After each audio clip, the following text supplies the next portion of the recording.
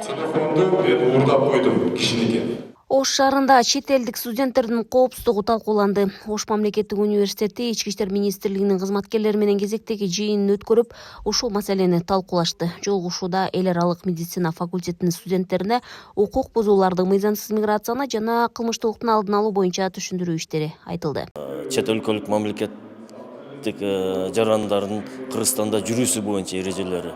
Андан сырткары диний экстремизмдин алдын алуу боюнча түшүнүк берип жатат студенттерге. Баягы ар кандай агымдарга, диний агымдарга, туура эмес агымдарга кирип кетпес үчүн түшүндүрүк берилип жатат.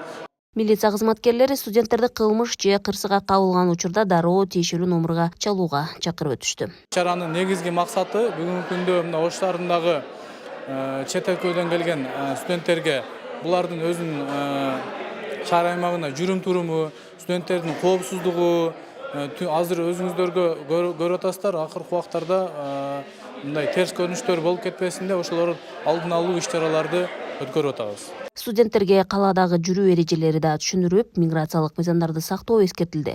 Алар да өздөрүн кызыктырган суроолорун берип, тиешелүү адистерден жооп алышты. Ош менин экинчи үйүм. Бул шаарда жүрүп окуп жатканым үчүн сыймыктанам. Ош шаарынын кереметтүү табияты жана тынч атмосферасы мага чоң таасир этти.